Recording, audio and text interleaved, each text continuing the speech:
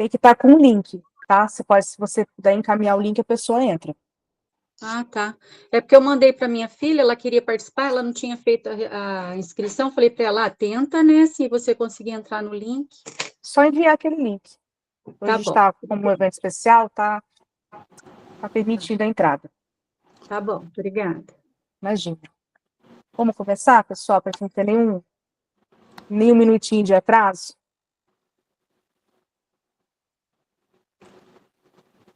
Pessoal, gostaria de dar boa noite a todos, primeiramente, né, com grande alegria, dar as boas-vindas a cada um de vocês aqui, a nossa aula especial do Grupo GES. É um grupo, né, que estamos aqui em parceria até com o Zé Roberto já há 4 anos, então, em comemoração ao aniversário desse grupo, que é especialmente dedicado às obras de Allan Kardec. Então, nós estamos aqui, né, fazendo aquilo que a gente mais gosta como espírita, estudando. Então, em nome do nosso lar e do GES em especial, gostaria de dar as boas-vindas a todos. Essa noite é um momento extremamente importante, né, para nossa jornada coletiva, evolutiva, de aprendizado e de reflexão a respeito das obras de Kardec. Gostaria, em especial também, né, de receber, né, em nome do nosso lar, das boas-vindas ao nosso ilustre convidado, o professor Sérgio Santiago, né, que mesmo à distância, né, é uma honra tê-lo aqui conosco, para que possa, né, explorar e compartilhar o seu grande conhecimento das obras de Kardec. Estamos certos, né, com certeza que a sua presença, né, veio só para somar, como a gente falou no início, a nossa evolução, enriquecer mais um pouquinho o nosso conhecimento e o nosso aprendizado.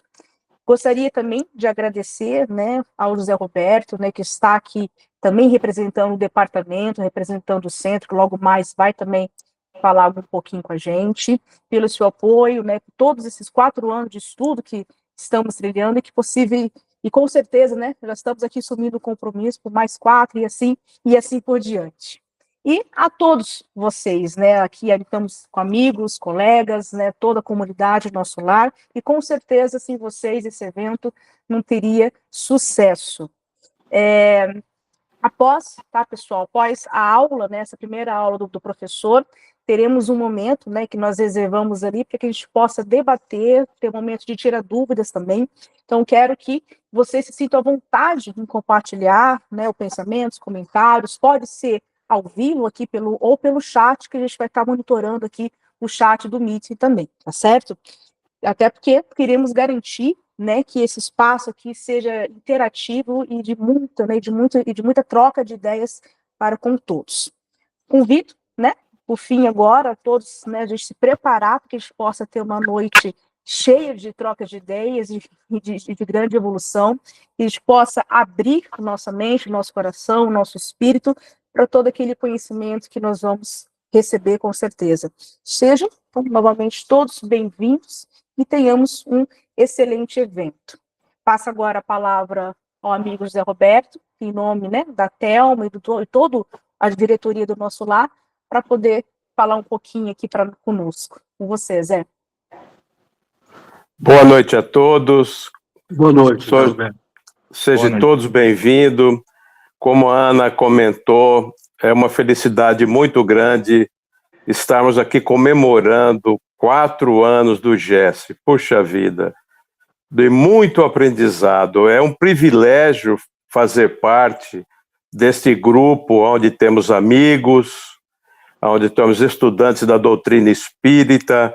Foi muito gratificante, como a Ana comentou, que possamos fazer muitos e muitos anos juntos estudando essa doutrina maravilhosa através das obras básicas que Kardec nos deixou, essa obra maravilhosa para que todos nós pudéssemos aprender o significado da vida, nos portarmos como verdadeiros irmãos que somos, sempre buscando conhecimento, elucidando todas as nossas dúvidas. Então, foi um privilégio estar com a Ana, fazendo parte da coordenação deste grupo, e com todos os amigos. Foi 4 anos de muito aprendizado, e com certeza serão tantos outros de muito aprendizado, né?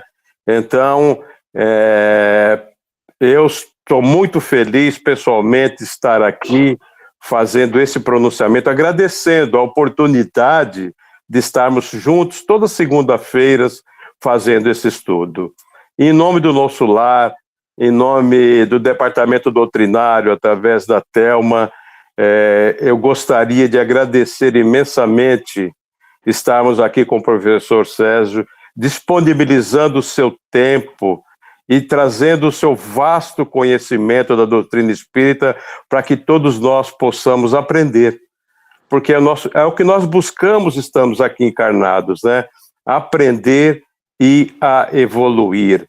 Então, ao professor Césio, nosso muito obrigado pela presença e estar disponibilizando o seu tempo em trazer seu vasto conhecimento para todos nós. É um privilégio, né, do nosso grupo ter o professor Césio junto conosco aqui, né?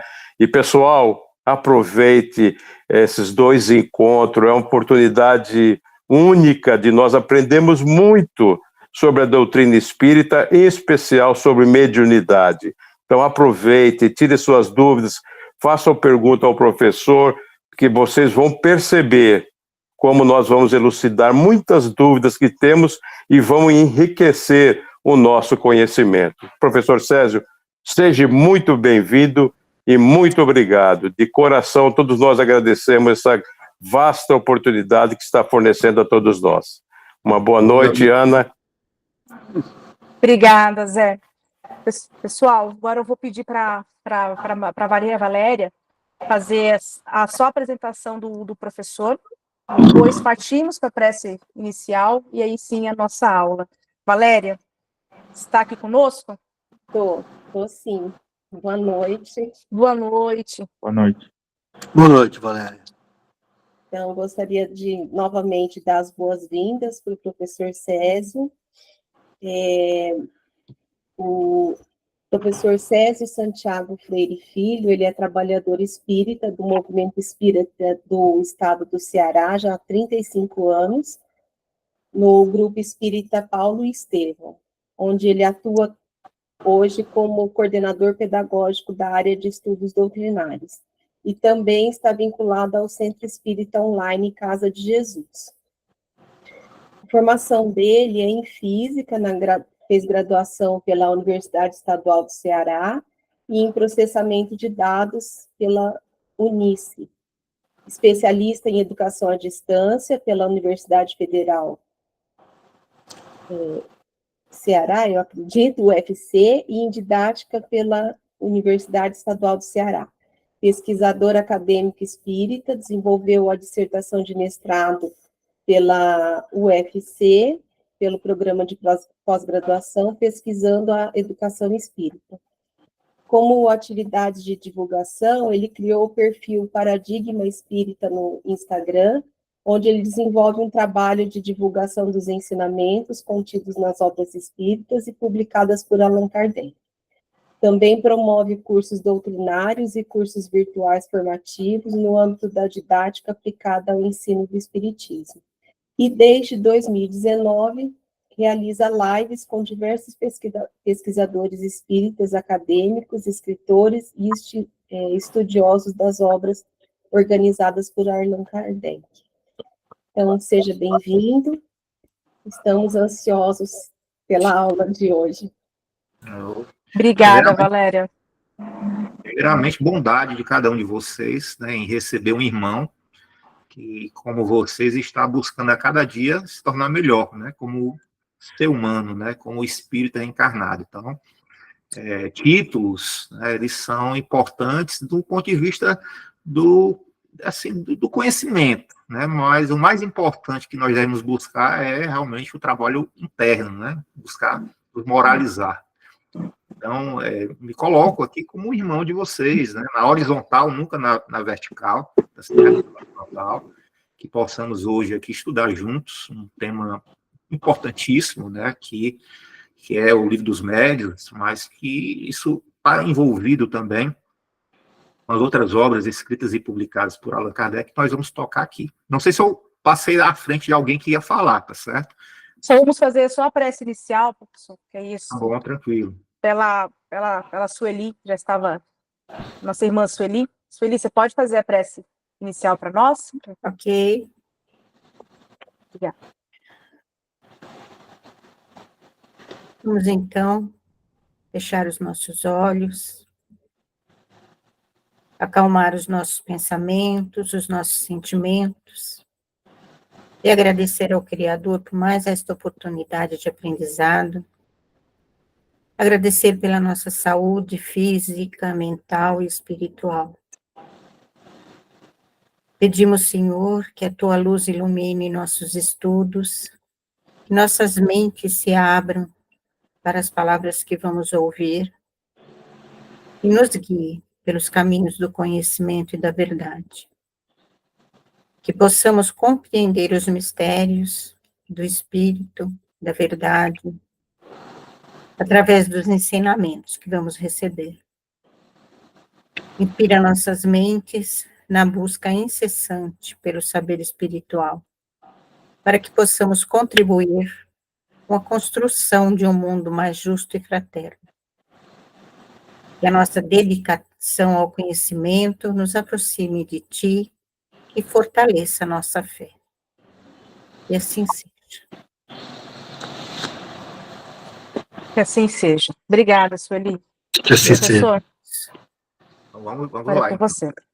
Perfeito. Então, novamente agradecer ao Centro Espírita Nosso Lar e ao grupo de vocês, que me parece que é um grupo muito especial, de pessoas aqui reunidas em buscar cada vez mais desvendar, né, o conhecimento espírita, utilizando como referência as obras escritas e publicadas por Allan Kardec.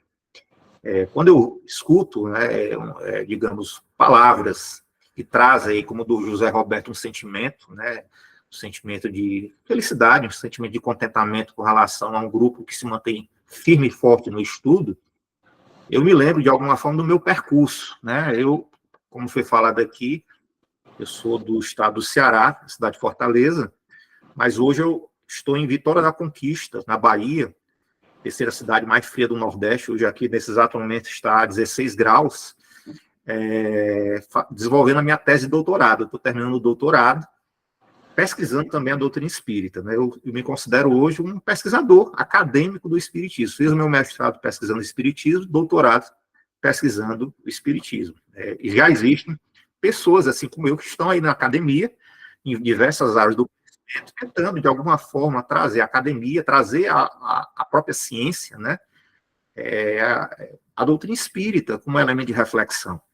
E eu estou na educação fazendo isso, né? E tendo esse ímpeto, né, de alguma forma contribuir com o conhecimento científico, trazendo a cosmovisão espírita, a visão de vida, a visão de universo, a visão de realidade que o espírito nos traz.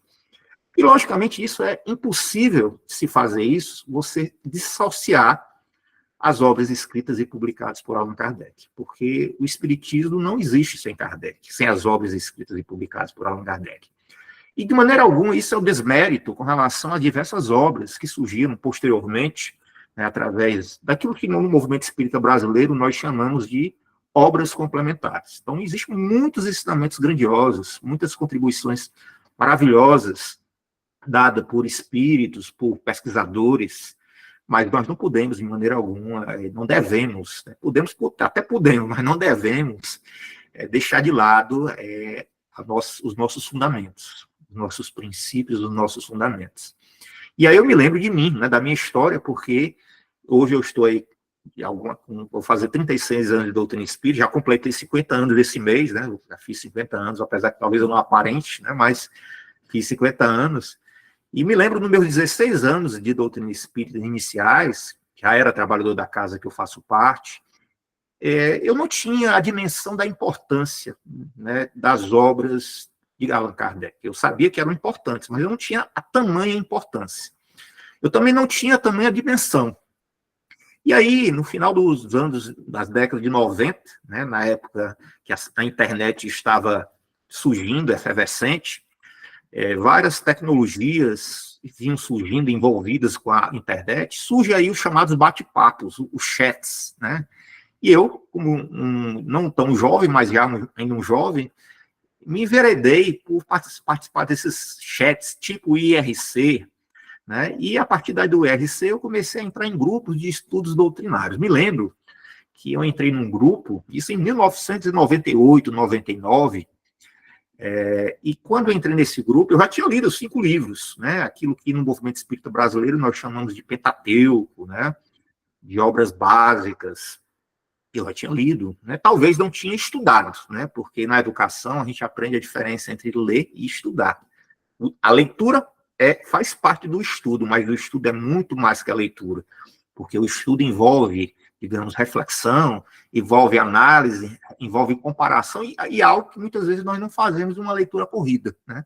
A gente, às vezes, faz uma leitura corrida e não entra num meandro de maior profundidade, de aprofundar aquele tópico, aquela linha, aquela oração, com outras obras que estão correlatas. Então, eu era desse tipo. E aí, quando eu entrei no chat, entrei num grupo onde existiam pessoas que estudavam a obra de Kardec há mais de 20 anos. Tinham pessoas de 20 anos, 30 anos, 40 anos, e elas não estudavam só 5 livros, elas estudavam cerca de 22 obras, né? E eles falavam lá, obras fundamentais do Espiritismo. Quando eu fazia parte desse grupo, pessoal, participei pelo menos 2 anos, eu tomei um choque, né? Porque até então, ainda muito novo, eu achava que eu tinha muito conhecimento doutrinário. Eu achava que eu já tinha lido todas as obras, era da minha natureza, né? Eu sempre fui um estudioso, uma pessoa que gostava muito de estudar, não apenas ler, mas estudar mesmo. Mas quando eu entrei nesse grupo, as pessoas que estudavam Kardec, eles começaram a falar de certas questões, de certos argumentos trazidos dentro das obras de Kardec, uma sequência didática, de uma ordem didática, de uma amplitude, de uma profundidade, eu fiquei meio preocupado comigo. Eu disse, poxa, eu não sei isso que eles estão falando, eu nunca vi isso, né? E aí isso, de alguma forma, me motivou, né? Me motivou a me voltar mais às obras, né? E isso, de 98 para cá, eu venho fazendo, né? Constantemente, mas dentro de uma postura humilde, tá certo? Uma postura humilde, porque eu digo, né, sempre afirmo que o Espiritismo, ele é como se fosse um grande oceano. Ele é vasto, mas ao mesmo tempo profundo. E a profundidade desse oceano, ela só é suportada por pessoas internamente preparadas. Não só pessoas intelectualmente preparadas, mas, acima de tudo, internamente preparadas, moralmente preparadas. E eu estou ainda me atrapalhando, né? E essa virada de chave, né, da minha preparação, ela foi muito marcada pelo ano de 2021, né? 2021, nós, em 2019, vivemos aí um período muito turbulento para a humanidade, que foi a Covid, onde nós ficamos, de alguma forma, trancados nas nossas casas espíritas fecharam as portas. E eu me lembro que em 2019 eu voltei, né, à internet, a desenvolver um trabalho, já tinha terminado meu mestrado, já estava na elaboração já do meu projeto de doutorado, e aí, em 2019, eu crio o Paradigma Espírita, que é um perfil no Instagram, que eu criei com 3 objetivos. O primeiro objetivo, e aí isso veio de uma pesquisa desse ambiente virtual, o primeiro objetivo foi perceber que existiam vários perfis no Instagram que travavam sobre espiritismo. Muitos muito bons, né, faziam trabalhos interessantes, mas eram poucos perfis que estavam voltados a difundir, em primeiro plano, o pensamento e a obra escrita e publicada por Allan Kardec, aquilo que, ao longo de 20 anos, mais de 20 anos, eu venho praticando. Então, resolvi criar um perfil com essa diferenciação, ou seja, desenvolver um trabalho de difusão mais a fundo das obras escritas e publicadas por Allan Kardec. Depois eu percebi também que não existia uma ausência muito grande nessa mídia social, que naquela época era a principal mídia social, hoje talvez foi ultrapassada aí pelo TikTok, né? Mas naquela época, em 2019, o Instagram era o topo, né, das mídias sociais. E eu percebi que existia a ausência de um perfil no Instagram que divulgasse pesquisa científica sobre espiritismo.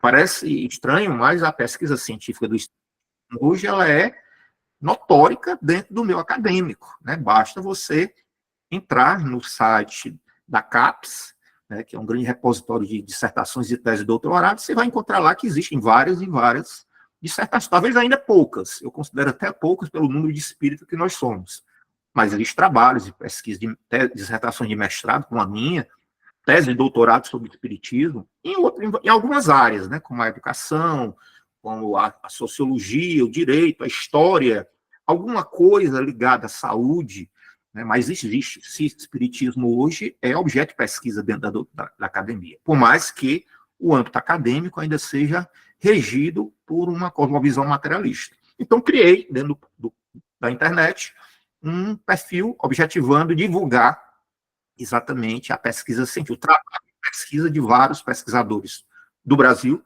e fora do Brasil. Do Brasil, pesquisadores acadêmicos como eu, como outros, que também fazem trabalhos muito sérios sobre a doutrina espírita, dialogando as áreas do conhecimento de uma forma interdisciplinar e transdisciplinar.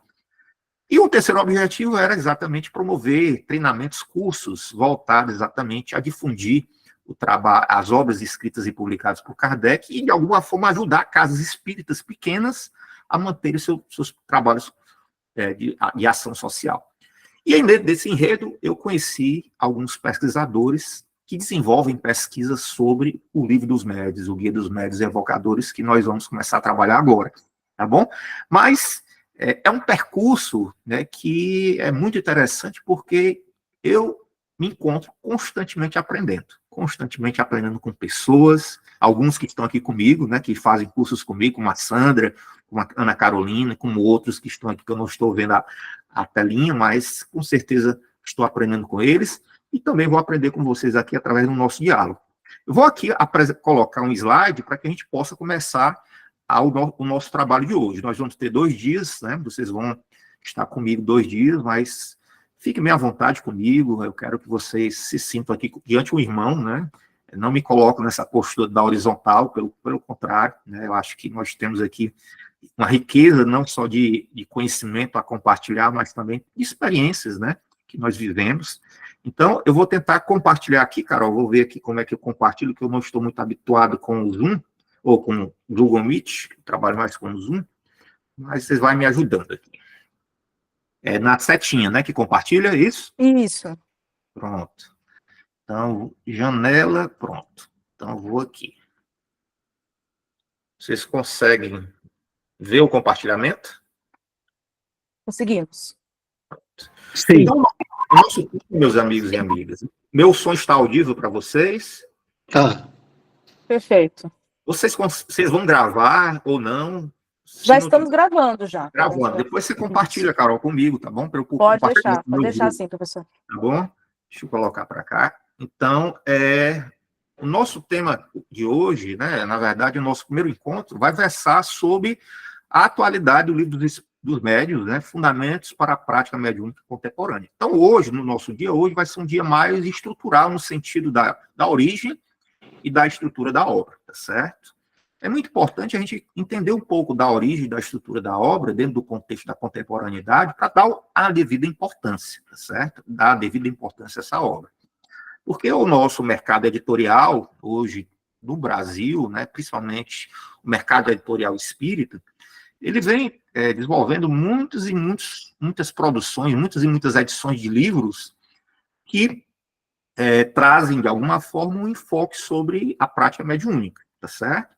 Alguns muito aproximativos com aquilo que está proposto dentro das obras escritas e publicadas por Allan Kardec, outros um tanto quanto um pouco afastados, tá certo? Mas o meu objetivo aqui não é, de maneira alguma, fazer crítica às obras, tá certo? Essas obras que se afastam, até porque vocês são adultos e vocês têm, digamos, a capacidade de perceber isso. Principalmente se vocês estudarem a obra O Livro dos Médiuns, né? Então, as obras de Kardec, elas falam por si só, né? As obras escritas e publicadas por Allan Kardec. Se você estuda elas, fica muito claro quando você estuda uma outra obra e você perceber as diferenças, tá certo? Eu tenho como base, né, isso vem muito tanto da minha vida acadêmica, mas também na minha vida como estudante da doutrina espírita, muito influenciado por Kardec. Eu não discuto pessoas, né, e quando eu não discuto pessoas, eu não discuto espíritos, tá certo? Eu não falo dos espíritos, que são pessoas desencarnadas, né? Eu discuto ideias, tá certo? Então, quando eu olho uma obra que vai de conta aquilo que está nas obras escritas e publicadas por Allan Kardec, eu não fico depreciando o espírito ou depreciando o médium que por alguma forma, ele produziu esse conhecimento. Eu simplesmente não me vinculo àquela obra, tá certo? Porque eu vejo a diferença e eu, de alguma forma, estou realmente muito mais vinculado a essas obras escritas e publicadas por Allan Kardec. Então, é muito importante a gente conhecer a origem e a estrutura da obra para que a gente perceba o esquema lógico daquilo que foi trazido pela espiritualidade superior, Allan Kardec, que organizou. Então, nós vamos começar agora fazendo aqui uma breve introdução. Como é que eu passo, Carol, aqui? Você está no PowerPoint mesmo? Ah, não, estou aqui na tela. Tem que ser pelo PowerPoint, é? Sim, acho que sim. Ah, ele não passa não passa aqui. Pronto, então vou falando, Então, aqui uma breve apresentação foi feita. Então, hoje, nossa aula 1, dia 2, né, de novembro. Nosso percurso vai ser esse aqui hoje, ó. Primeiro, uma introdução. Essa introdução é para contextualizar, né, as obras escritas e publicadas por Allan Kardec e colocar dentro desse contexto o livro dos médios, Guia dos Médios e dos Evocadores. Depois, a gente vai entrar na origem e o objetivo do livro. Terceiro, entrar na composição, certo? E importância da obra na atualidade. E no quarto momento, nós vamos para exatamente esse diálogo doutrinário. Esse é o nosso percurso de hoje. No próximo dia, no outro dia, nós vamos ter um outro percurso. Então, uma introdução, né? Então, quando a gente pega, por exemplo, o próprio livro dos médiuns, né? O livro dos médiuns, Guia dos Médiuns e Evocadores, que é nós vamos encontrar uma citação onde está escrito o seguinte: dissemos que o espiritismo é toda uma ciência, toda uma filosofia. Quem, pois, seriamente queira conhecê-lo, deve, como primeira condição, dispor-se a um estudo sério e persuadir-se de que ele não pode, como nenhuma outra ciência, ser aprendido a brincar. Então, isso aqui já traz uma reflexão muito importante, ou seja, para nós estudarmos uma doutrina como o espiritismo, uma ciência, uma filosofia como Kardec trazia, nós não podemos brincar em estudar o espiritismo. Nós temos realmente que nos debruçarmos sobre a sua matriz de conhecimento. E essa matriz de conhecimento é exatamente as obras que foram escritas e publicadas por Allan Kardec. E aí nós vamos nos deparar com um grande problema. Várias obras organizadas por Allan Kardec ainda não são...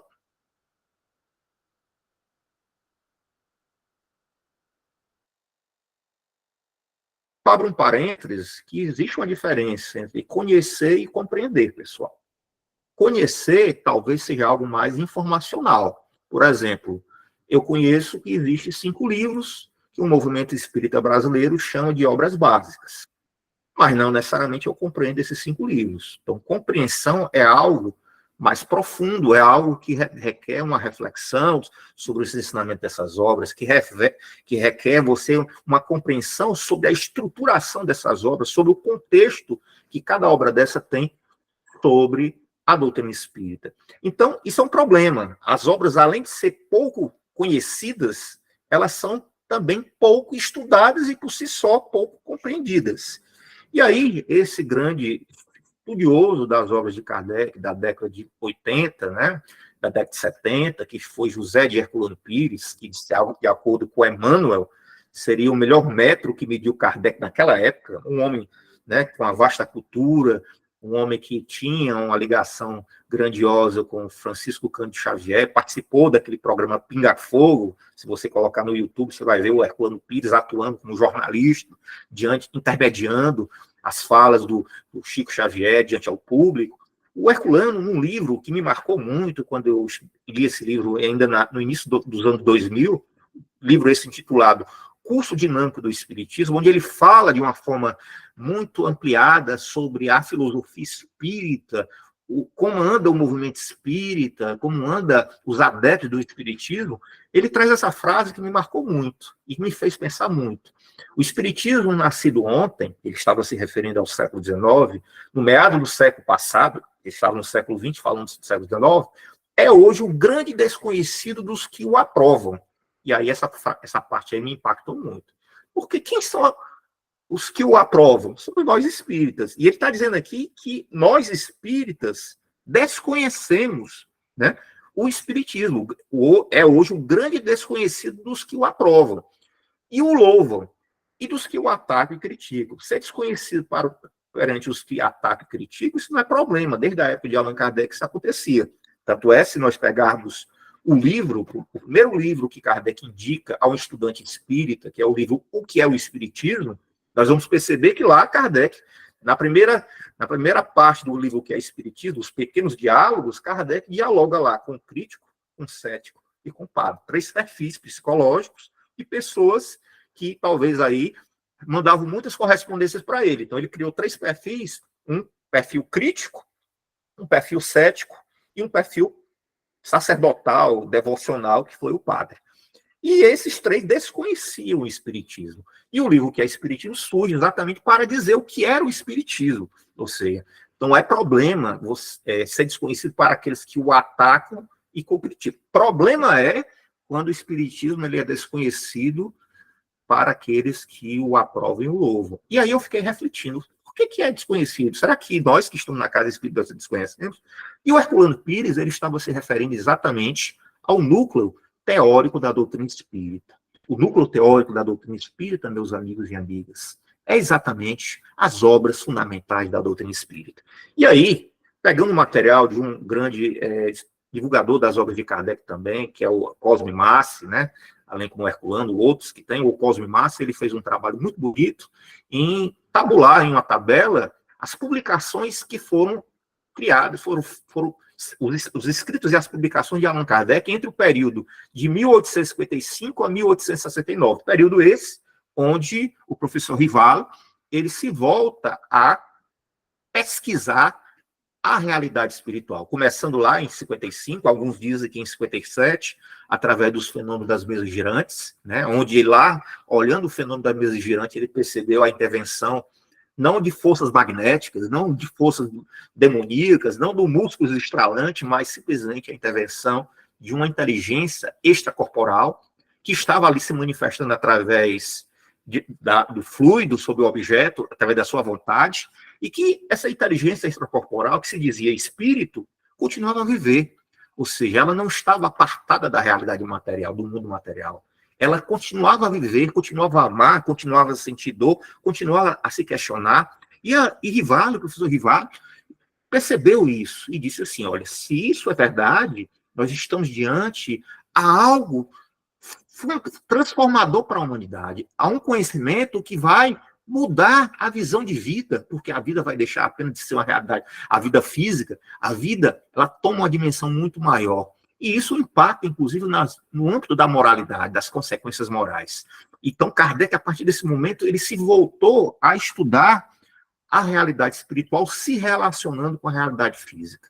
E, a partir daí, ele vai mergulhando em um vasto conhecimento e vai distribuindo esse vasto conhecimento ao longo de 32 publicações que ele escreve e publica através do contato com o mundo espiritual, mediado por pessoas dotadas de uma faculdade, de faculdades que ele vai chamar de faculdades medianímicas, mais especificamente, faculdades mediúnicas.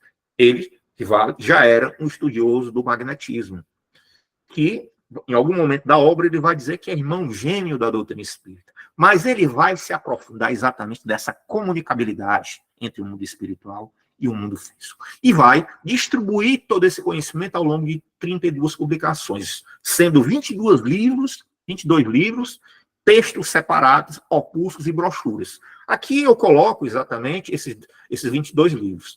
Começando pela primeira edição do Livro dos Espíritos e terminando pelo último livro que ele publica, quando ele estava encarnado, porque ele desencarna em 1869, o Catálogo Racional de Obras para se fundar uma Biblioteca Espírita. Obra essa muito importante, porque nela vai existir uma chave, que é a chave contida no primeiro capítulo dessa obra, onde Kardec vai falar das chamadas obras fundamentais da doutrina espírita, que no movimento espírita brasileiro nós passamos a chamar essas obras de obras básicas. Mas, talvez, por Rivalo ser um pedagogo, ter muito cuidado com as palavras, como ele fala isso na introdução do Livro dos Espíritos, na sua introdução, as palavras têm sentido ambíguo, ele sabia que talvez a obra básica, a palavra básica, não seria muito bem aplicada, porque, às vezes, a palavra básica pode significar algo muito trivial. E essa produção que ele elaborou não tem nada de trivial. é extremamente vasta, extremamente profunda.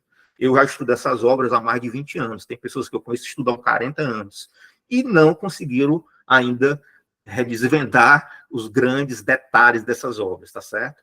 Então, 69, ele faz a publicação do Catálogo Racional das Obras para segundo a Biblioteca Espírita, que traz essa chave. Mas existe, dentro dessas obras, uma obra que nós vamos trabalhar hoje, que é o livro dos médiuns, né, que surge em 1861, mas que não surge ao acaso. Existe todo um trabalho de construção até chegar à publicação desse livro, que tem um papel fundamental, como nós vamos ver a partir de agora. Mas, voltando aqui, o que eu queria trazer para vocês é que se eu, uma certa feita, como eu sou físico, eu gosto muito de número, tá certo? Eu peguei os livros que eu tinha, as 22 obras que eu tinha, e tentei ver a quantidade de páginas. Então, na minha contagem, deu cerca de 7.780 páginas, né, que se refere a essas obras fundamentais do Espiritismo, que a gente vai ver daqui a pouco, que Kardec cita que são 22. Dessas 7.780 páginas, nós vamos ter, naquilo que geralmente o movimento espírita brasileiro chama de Pentateuco, nós vamos ter 2.413. Mas sobrou aí mais de 5.000 páginas, que não estão nas 5 obras, que alguns 958 estão em outros livretos, e 4.409 estão nas revistas espíritas, que é o trabalho mais volumoso das obras escritas e publicadas. Você deu certo, Leandro? Que é uma obra. Que é uma coleção que eu fui presa ali. Vocês estão me escutando, pessoal? Por gentileza, vocês estão me escutando? Sim, tudo ok, professor. É porque eu ouvi um áudio, eu achei que tinha acontecido alguma coisa, né? E eu não estava vendo. Foi um acidente sim. Até aqui tranquilo, pessoal? Tudo bem com vocês? Faz um... Assim, se está tranquilo, vocês estão escutando bem para mim? Perfeito, estão interagindo. Beleza, então vamos em frente. E aí, nós vamos, dentro desse problema do desconhecimento da obra, tem esse grande problema aqui, que às vezes as pessoas têm uma visão reducionista sobre as obras de Kardec, ou seja, achando que todo o conhecimento doutrinário que foi organizado por Allan Kardec está contido apenas em 5 livros, certo?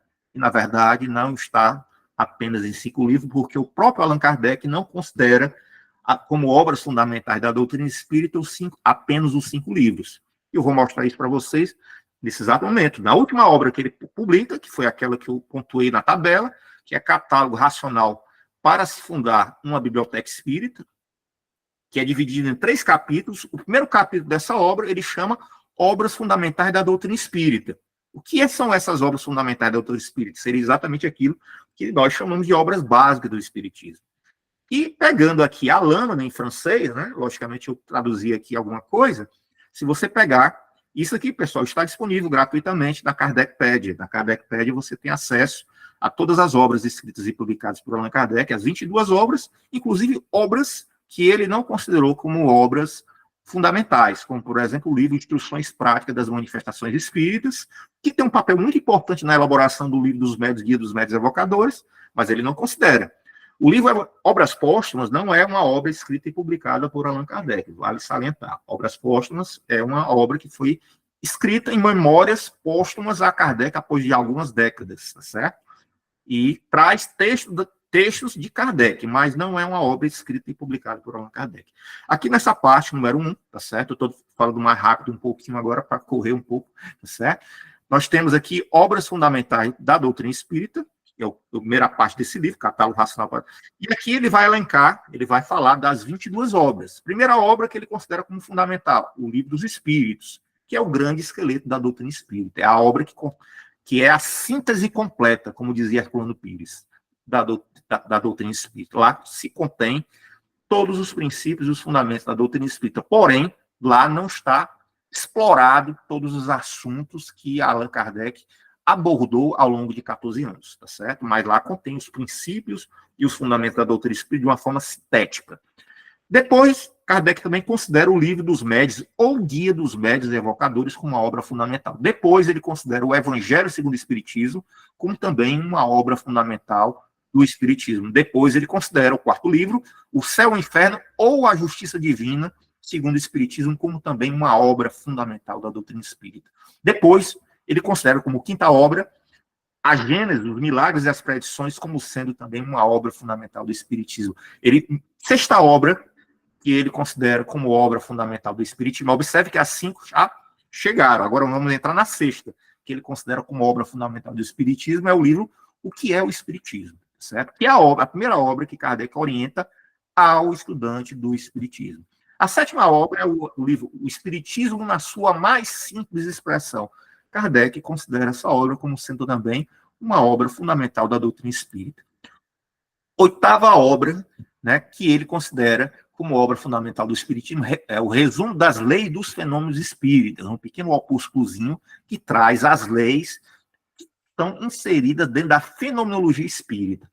Nona obra que Kardec, que é uma parata, né, uma separata, que Kardec considera como obra fundamental do Espiritismo, é um capítulo do livro A Gênesis, os Milagres e as Predições, que é o capítulo Caractere da Revelação Espírita. Décima obra que Kardec considera como obra fundamental do Espiritismo é Viagem Espírita, de 1862, tá certo? Que é um livro que narra as viagens de Kardec, divulgando a doutrina espírita, dos grupos espíritas familiares que se reuniram, em algumas sociedades espíritas que estavam a ser fundadas, reunindo inclusive os grupos espíritas familiares, porque o primeiro grupo espírita a ser fundado no mundo foi fundado por Allan Kardec e se chamava Sociedade de Estudos Espíritas Parisienses, ou Sociedade Parisiense de Estudos Espíritas. Então aqui nós temos 10, só que Kardec dá um destaque a uma outra obra fundamental do Espiritismo chamada Revista Espírita, que era, na verdade, a grande tribuna de divulgação do Espiritismo que Kardec desenvolveu para dialogar com vários leitores que estavam estudando essas outras obras, mas leitores também simpatizantes e interessados em conhecer mais a doutrina espírita. E ele, então, ao longo do percurso de 1858 até 1869, ele compõe 144 fascículos, todo mês existia um fascículo, né, um fascículo de janeiro de 1858, onde nesses fascículos continham todos os achados da pesquisa desenvolvidos por Allan Kardec, continham informações sobre o movimento espírita, continham também os princípios da doutrina que Kardec estava ali a desenvolver, fazendo análise sobre adventos, fenômenos espirituais, fazendo análise de algumas informações que vinham do mundo espiritual. Então, isso constituiu 12 volumes. Então, se você somar 10 com 12, dá 22 obras consideradas por Allan Kardec como fundamental. E aí, nós vamos chegar no Livro dos Médiuns, ou Guia dos Médiuns e Evocadores, em perceber que o Livro dos Médiuns, Guia dos Médiuns e Evocadores, vai ter um papel dentro dessas 22 obras, tá certo? Um papel estratégico, tá certo? E esse papel estratégico, ele foi construído com base em obras que vieram antes dele, né? E aí a gente vai entrar agora exatamente nessa construção. Lembrando que, logicamente, essa construção, ela foi, né, gradativamente feita. Mas eu queria também destacar um outro ponto. Muitas vezes nós temos também ainda, por uma questão cultural, um desconhecimento do nome correto de algumas obras fundamentais. Por exemplo, quando a gente lê a capinha dos livros que são publicados hoje, a gente tem lá a capinha, o Livro dos Médiuns. Só que se você pegar no francês, a contracapa que traz as informações gerais da obra, nós vamos ver, por exemplo, o Livro dos Médiuns se chama o Livro dos Médiuns ou Guia dos Médiuns e dos Evocadores, que é o subtítulo, o título e o subtítulo. O nome do livro não é O Céu e o Inferno, o nome do livro é O Céu e o Inferno ou A Justiça Divina, segundo o Espiritismo. E o livro A Gênesis, que a gente aprende, o nome do livro é A Gênesis, os Milagres e as Predições, segundo o Espiritismo, isso no francês original. E às vezes nós vamos ter alguns problemas também com relação à tradução, né? Por exemplo, a gente tem aqui o exemplo dessa tradução aqui, o nome do livro está intitulado Instruções Práticas sobre as Manifestações Espíritas. E o nome em francês incorreto não é o plural de instruções, é instrução prática das manifestações espíritas, tá certo?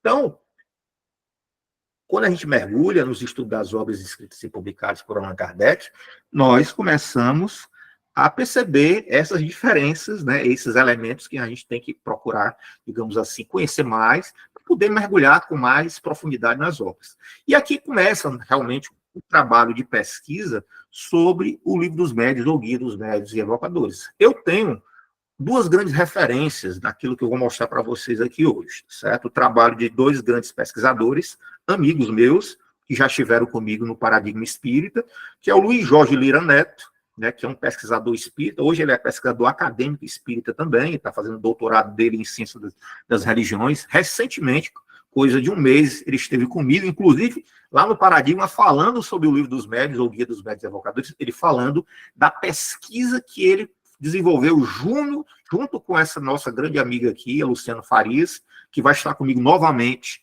agora em outubro, tá certo? Então, eles dois desenvolveram um trabalho grandioso, maravilhoso, profundo, sobre o Livro dos Médiuns, ou Guia dos Médiuns e Evocadores. A Luciana tem um site que eu recomendo muito a vocês a conhecerem, que é o Obras de Kardec, onde ela faz um trabalho comparativo entre as adições em francês das obras de Kardec. Dentre esses trabalhos de pesquisa, tem esse livro, o trabalho que ela fez em parceria com o Luiz Jorge Lira Neto, sobre o Livro dos Médiuns. E aí, eles fizeram esse trabalho e lançaram isso em um congresso da Liga dos Pesquisadores do Espiritismo. Isso já faz 2 anos, mais ou menos, e era a data de comemoração de 160 anos do Livro dos Médiuns, tá certo? Eu não sei se é 2 anos ou mais, tá certo? Mas eles lançaram, esse livro, que foi publicado pela Liga de Pesquisadores do Espiritismo, um capítulo dele trata exatamente desse artigo que eu vou conversar um pouco com vocês hoje aqui, né? Que é esse artigo que trata da pesquisa. Então, o que é que eles fizeram?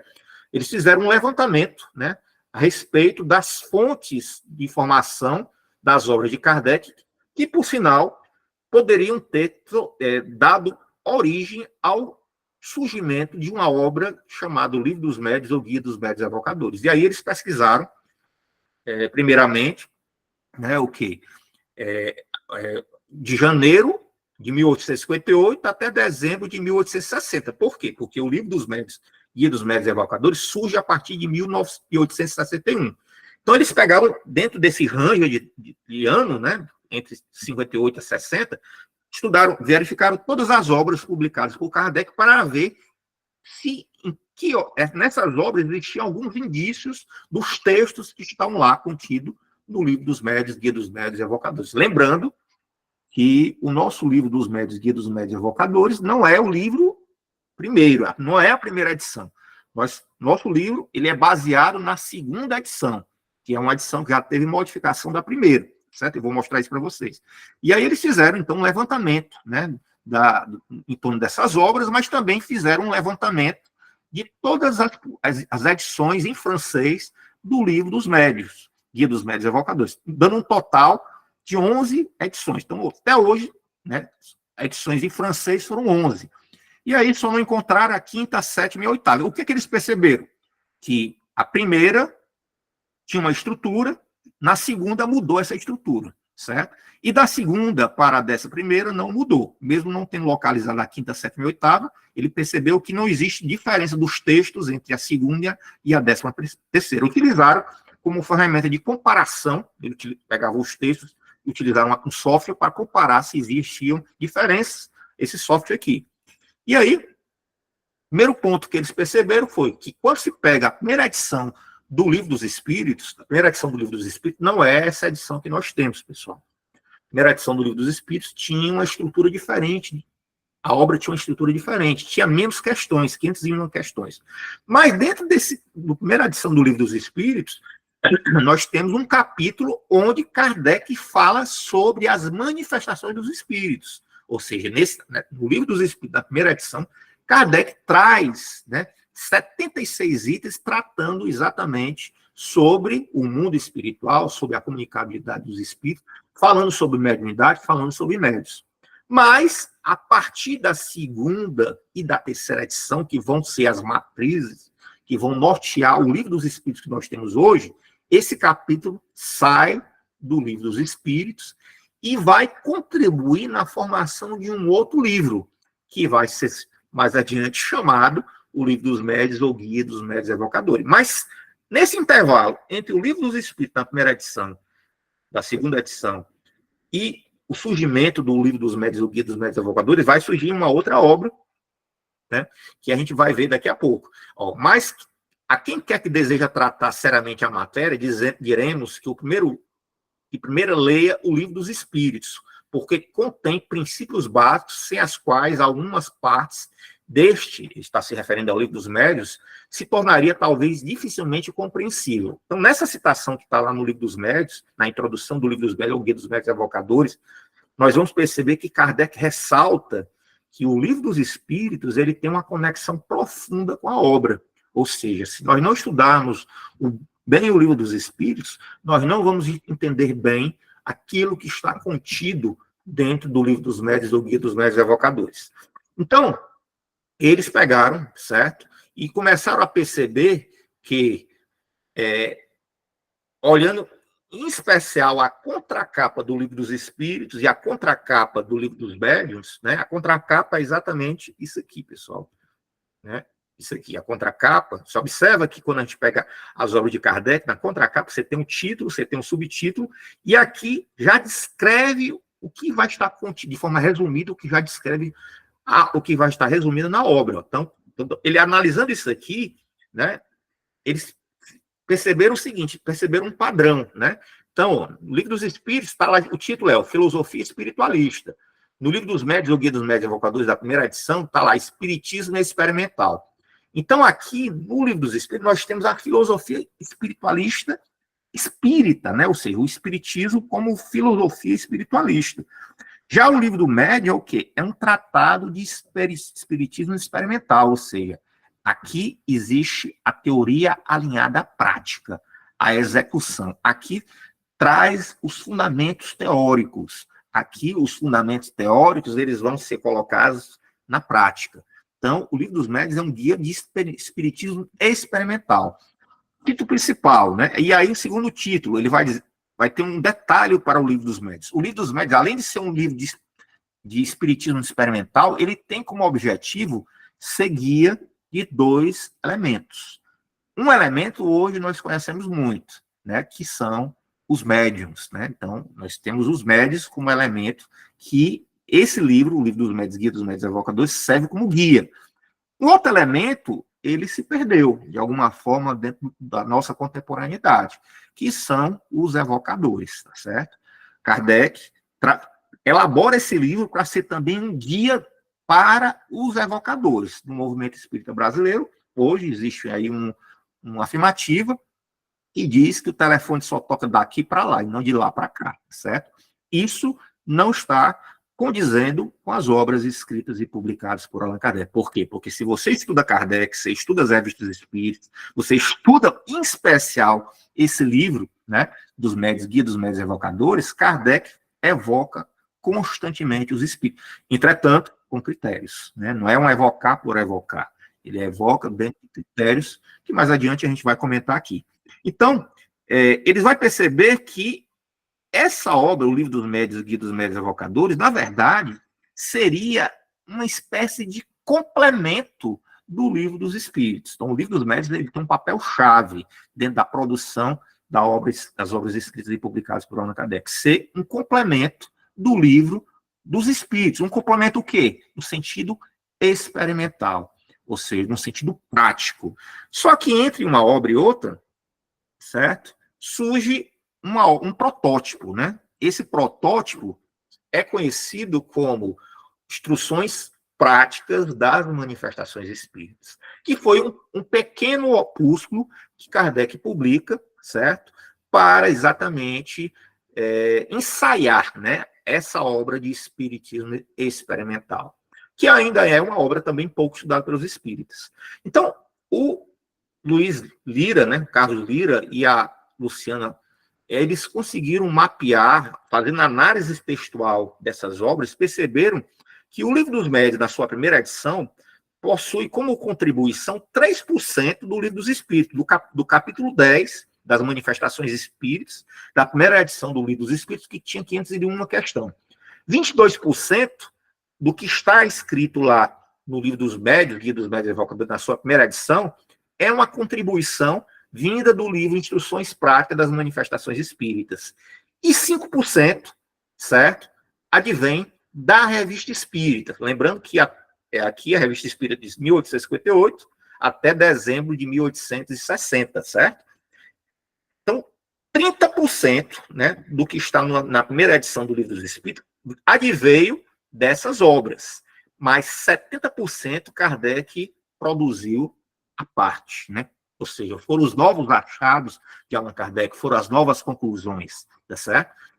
Kardec fazia muito isso, pessoal. Kardec não colocava necessariamente ipsilitrim o que estava numa obra em uma outra obra. Por exemplo, Revista Espírita, a gente vai ver daqui a pouco que foram 12 artigos da Revista Espírita retirados de 58 a 60, que estavam na Revista Espírita, que compõem capítulos lá do Livro dos Médiuns, o Guia dos Médiuns Evocadores. Só que não é o artigo integral da Revista Espírita que está na obra.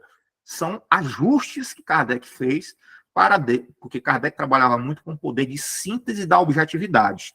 Então, ele mexia no texto para deixar mais fácil entendimento, tá certo? Então, essas 3 obras vão dar uma contribuição grandiosa na elaboração do Livro dos Médiuns, o Guia dos Médiuns Evocadores. Mas 70%, ou seja, advém, certo, dos novos achados de Kardec, porque Kardec ele não parava nos seus achados. E aqui, por exemplo, nós temos aqui uma comparação, a contribuição das instituições práticas das manifestações espíritas. Então, eles pegaram, fizeram aqui uma análise comparativa dos capítulos, o que é que era parecido, o que era diferente. Então, eles encontraram, por exemplo, um vocabulário espírita, 113 verbetes, tá certo? Isso no livro Instruções Práticas das Manifestações Espíritas, que é o primeiro capítulo desse livreto. Detalhe, esse vocabulário espírita ele é fundamental, meus irmãos e irmãs, para o bom entendimento da teoria espírita que foi elaborada por Allan Kardec, tá certo? Porque são as categorias centrais da teoria espírita, tá certo? Em ciência, quando nós vamos fazer o trabalho científico, por exemplo, filosófico, dentro de uma teoria filosófica, você tem categorias chaves, né, que têm suas descrições, suas definições muito próprias.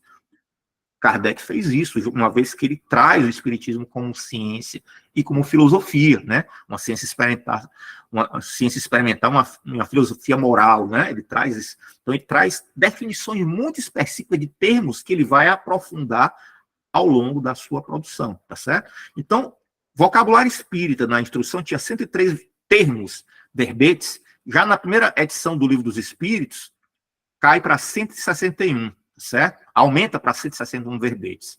Na segunda do Livro dos Espíritos que nós temos, ele já retira, né? Ele retira, porque Kardec tinha como objetivo lançar, e não deu tempo, um dicionário espírita. E isso se perdeu, acabou se perdendo. Mas nós podemos hoje, por exemplo, ter acesso à primeira edição do Livro dos Médiuns, em francês, e lá temos as categorias completas, né? Que Kardec acabou não tendo tempo para publicar nesse dicionário. Então, a gente vai ver aqui, a Luciana e o Lira fizeram um trabalho magistral mostrando as diferenças, né? Contribuição, por exemplo, do Livro dos Espíritos da primeira e segunda edição, né? Então, ele vai mostrar aqui essas contribuições. Eu não vou ler para vocês, mas depois eu posso mandar esse material para vocês. A contribuição do Livro dos Espíritos, a contribuição da Revista Espíritos, 12 artigos que deram, digamos, elementos que vão estar presentes lá na primeira edição do Livro dos Médiuns, tá certo? E aí, né, eles chegaram, né, a perceber o seguinte, ó, que o Livro dos Espíritos, ele traz a filosofia espírita, né, e o Livro dos Médiuns, na verdade, o que é a praxe, é a teoria mais a prática, tá certo? E com esse detalhe, ser um guia para médiuns e evocadores, a aplicação de um método experimental, condição para entender os fenômenos mediúnicos e realizar experiências práticas. Então, no Livro dos Médiuns, existe toda uma teoria elaborada para dar suporte à execução de um método científico para analisar as informações que vêm do mundo espiritual. Um método científico, inclusive, para analisar a comunicabilidade entre os espíritos. Um método científico, inclusive, para mostrar, digamos, as diversas faculdades mediúnicas que estavam a ser manifestadas. Existe no Livro dos Médiuns todo um trabalho criteriológico para desenhar uma série de achados que são fundamentais para o bom entendimento do espiritismo. E lá, da contracapa, aquela contracapa, ele vai dizer assim, ó, o que é que traz? Condições preliminares para o conhecimento dos fenômenos. Então, é tratado na obra as condições preliminares para o conhecimento dos fenômenos. É tratado os seres comunicantes, vai falar sobre os espíritos e suas manifestações, ou seja, não se pode entender as manifestações, não se pode entender o processo mediúnico sem entender quem são os espíritos. Quem são esses espíritos, quais são as ordens e as classes que fazem parte desses espíritos. E aí nós vamos perceber, por exemplo, na primeira edição do Livro dos Médiuns, Guia dos Médiuns Evocadores, a escala espírita estava presente, né? Estava presente. Mas depois que surge a segunda edição e a terceira edição do Livro dos Espíritos, Kardec retira isso do Livro dos Médiuns, porque já estava muito claro lá no Livro dos Espíritos. Então, ele tinha esses ajustes, né? Ele não queria que uma obra se sobreposse a outra obra. Se a obra explicava direitinho uma coisa, não tinha por que repetir de forma redundante a mesma coisa em outra obra. Ele trata sobre os espaços de experimentação dos fenômenos, ele fala das reuniões, ele fala das sociedades espíritas, ou seja, se você não tiver uma boa sociedade espírita, um centro espírita que tem uma estrutura espiritual, uma estrutura humana bem organizada, provavelmente as reuniões também vão ser impactadas pela falta de estrutura. Então, ele propõe isso dentro do Livro dos Médiuns, Guia dos Médiuns Evocadores. E traz também nessa obra o quê? Exemplos de comunicação. Só que não são exemplos soltos, são exemplos onde Kardec desenvolve aquilo que em ciência nós chamamos análise de conteúdo. Hoje, infelizmente, muitas vezes não é feito mais análise de conteúdo das mensagens que vêm do mundo espiritual. Muitas vezes, hoje, a prática mediúnica dos médiuns, eles não estão mais necessariamente sendo motivados a manifestar a mediunidade, né? Eles ficam mais dentro das faculdades anímicas, né? Clarividência, emancipação da alma, que alguns chamam de desdobramento, mas a psicofonia, a psicografia, né? Essas faculdades que Kardec tão bem... Os fenômenos de efeito físico, eles não são mais motivados, talvez porque as pessoas não estudam esse tratado de ciência espírita experimental, não estudam exatamente essas diretrizes que estão contidas nessas obras de uma forma mais aprofundada, né, de uma forma mais lógica, mais coerente, mergulhar mais nessa teoria para entender como isso ainda é fundamental nos dias de hoje. Até aqui, pessoal, querem fazer alguma pergunta? Eu vou abrir aqui um espaço para alguma pergunta, para a gente interagir, porque eu falo muito, senão eu acabo... Né, não estou vendo vocês e também não estou interagindo. Eu queria interagir um pouquinho com vocês. Vocês tá tranquilo até aqui?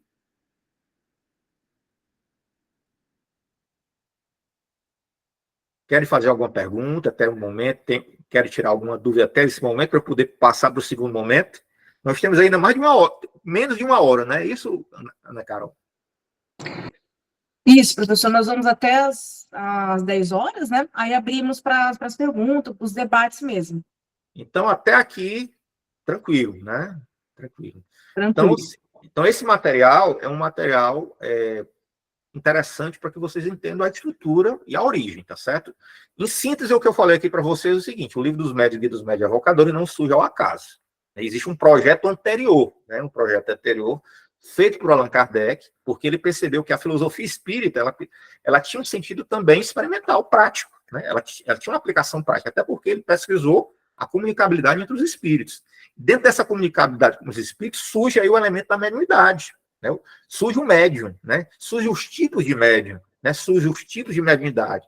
Surge fenômenos, inclusive, anímicos também, que começaram a ser explorados, inclusive, lá no Livro dos Espíritos, né? A dupla vista, a êxtase, né? O sonambulismo, né? Então, são fenômenos anímicos que ele estudou. Mas o grande foco dele foi o fenômeno mediúnico. E um detalhe, para Allan Kardec, a palavra médium tinha dois sentidos. Tinha um sentido lato sensu, ou seja, todos nós temos essa capacidade de interagir com o mundo espiritual. Todos nós, de forma larga, somos médiuns. Mas Kardec, no Livro dos Médiuns, ele trata como médiuns aquelas pessoas que tinham as faculdades patentes, né? Então, o que ele vai trabalhar no livro dos médios são o que hoje são chamados de médios ostensivos. Não é uma pessoa que tem mediunidade que não é ostensiva. No livro dos médios, nas revistas espíritas, ele vai explorar os médios que tinham faculdades patentes. E quais eram essas faculdades patentes? Aí você vai pegar lá o livro dos médios, ou Guia dos Médios Evocadores, existe um capítulo lá chamado Médios Especiais, tá certo? Onde lá Kardec elenca vários tipos de mediunidade, tá certo? Então, isso é um ponto, né? Então, esse livro, Livro dos Médios, Guia dos Médios Evocadores, ele foi construído diante de um processo, onde a primeira edição do Livro dos Espíritos contribuiu 3%, né? O livro Instruções Práticas das Manifestações Espíritas contribui 22%, e a Revista Espírita vai contribuir cerca de 5%. 30%, 70% da contribuição da elaboração dessa obra vem da pesquisa de campo desenvolvida por Allan Kardec. Pesquisa de campo essa desenvolvida dentro da Sociedade Espírita de Paris, onde existe o grupo, os grupos mediúnicos que Kardec coordenava, vários médios esses que vão aparecer na Revista Espírita, por exemplo. Existe um grande pesquisador, amigo meu também, que desenvolve um trabalho grandioso, né, já desenvolveu, mas continua desenvolvendo, que é o Carlos Sete Bastos, né, que fala sobre esses médios. O Adair Ribeiro também é um grande também pesquisador, Charles Kemp, todas essas figuras já estiveram comigo lá no Paradigma, e sempre estão comigo, tá certo? Então, o Livro dos Médios, Guia dos Médios Evocadores, é um tratado, né, de espiritismo experimental. E quando nós não conhecemos isso, nós podemos muitas vezes estar fazendo uma prática experimental espiritual, que não necessariamente é espiritismo, pessoal. Às vezes a gente pode estar fazendo uma outra coisa. Isso não significa que seja ruim. Só estou dizendo que às vezes a gente está fazendo alguma coisa que talvez não seja a proposta original. E aí cabe a vocês estudar, analisar o que está lá escrito para ver, fazer os possíveis ajustes, né? Refinamento da prática. Ok? Então, voltando para cá, vou colocar novamente o slide, né? Eu acho que eu tirei, não foi, Carol? O slide? Tirei? Sim. Pronto, deixa eu Vou voltar. colocar de novo. Eu estou falando rápido porque eu estou preocupado com o tempo. Eu não estou vendo vocês, aí eu acabo falando mais rápido. Pronto, deixa eu voltar aqui.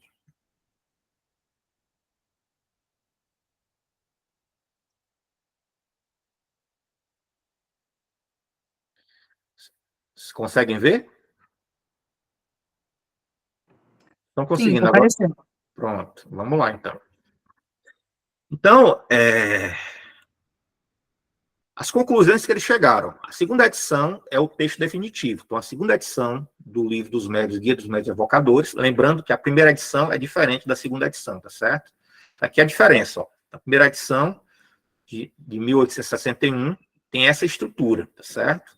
A segunda edição já tem essa estrutura. Deixa eu ver se tem aqui uma imagem. Pronto, aqui, ó. Entre a primeira edição e a segunda edição. A primeira edição, ela tem 494 páginas, tá certo? 30% dessas páginas são contribuições da primeira edição do Livro dos Espíritos, 22% do livro Instruções Práticas das Manifestações Espíritas e 5% da Revista Espírita, certo? Na segunda edição, que é a edição que nossos livros dos Médios, Guia dos Médios Evocadores hoje se baseia, tem 510 páginas. Então, aumentou, certo? Uma diferençazinha, tá certo? Partes, né? A primeira edição tinha 2 partes, mantiveram as 2 partes, né?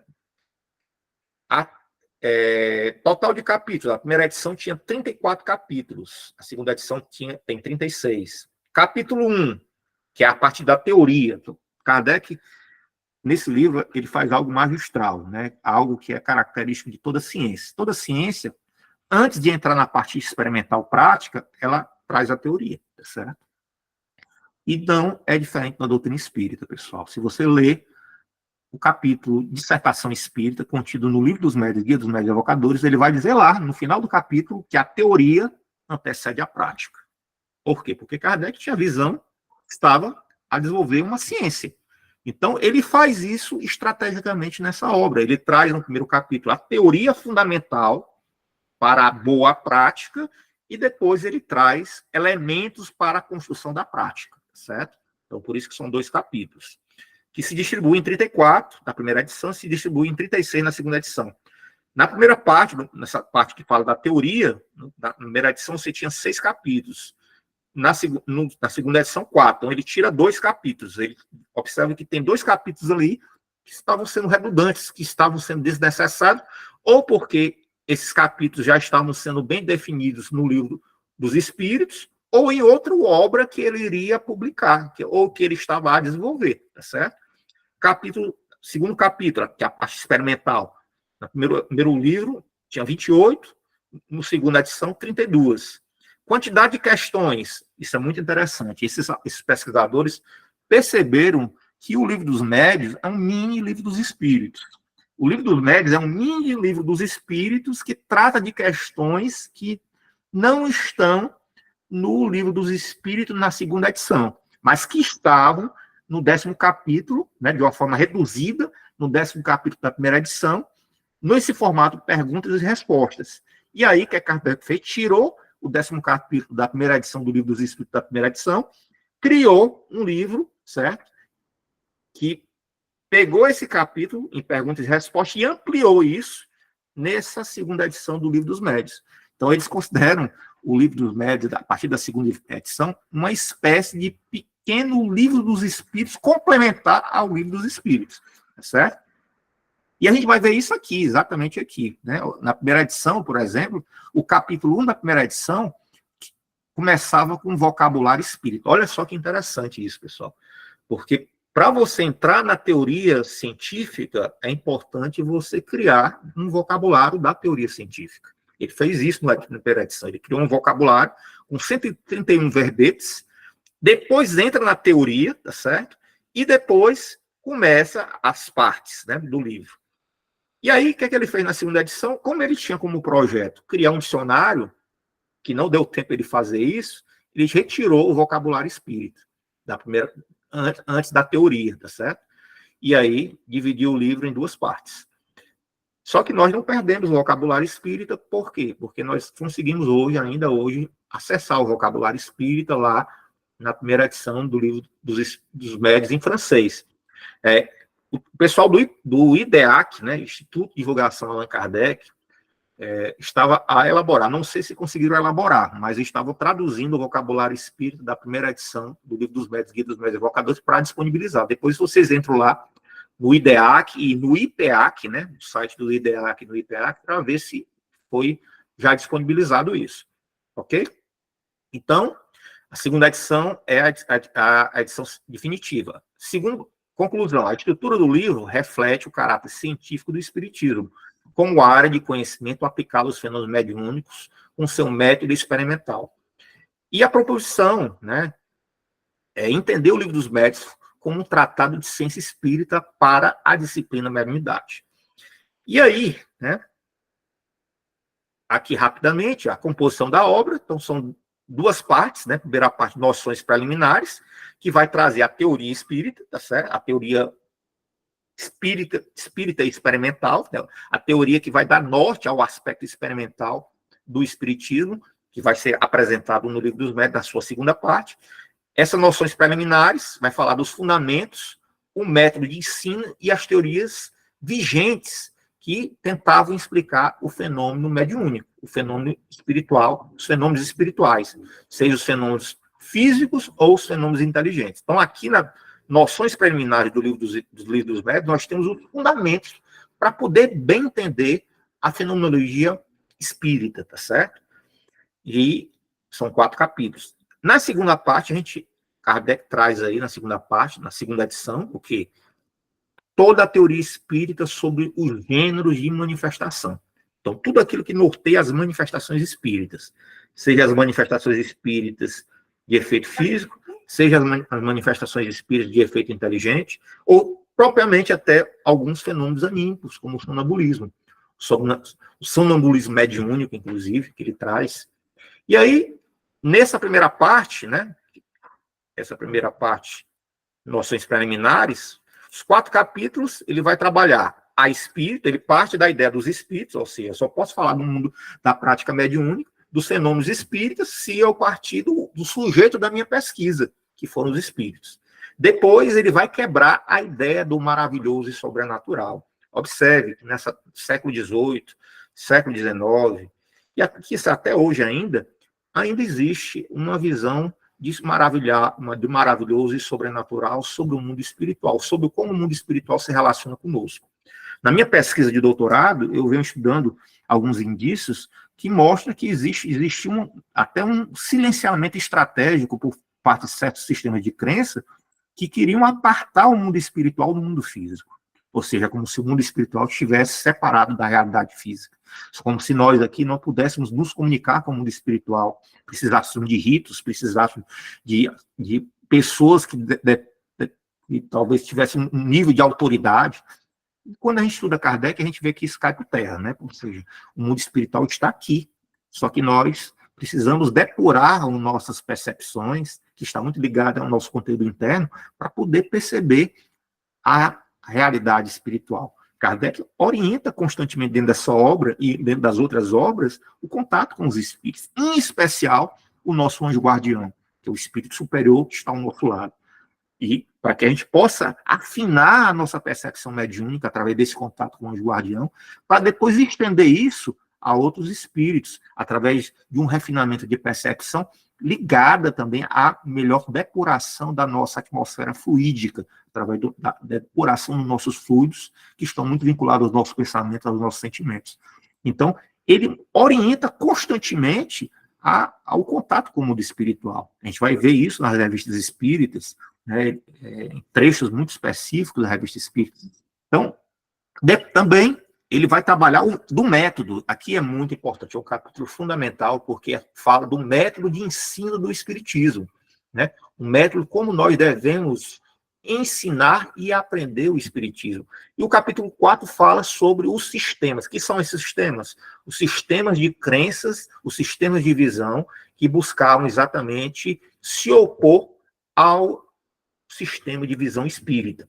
E aí ele vai refutando os sistemas que eram contra, refutando através de argumento muito lógico, de uma argumentação muito bonita, né? Esses sistemas que eram contra a explicação espírita, e traz o sistema espírita, como a visão espírita. Então, e aí, a segunda parte, ele vai falar exatamente das manifestações espíritas, ou seja, como o mundo espiritual se relaciona com o mundo corporal, como os espíritos, eles se relacionam com os médiuns.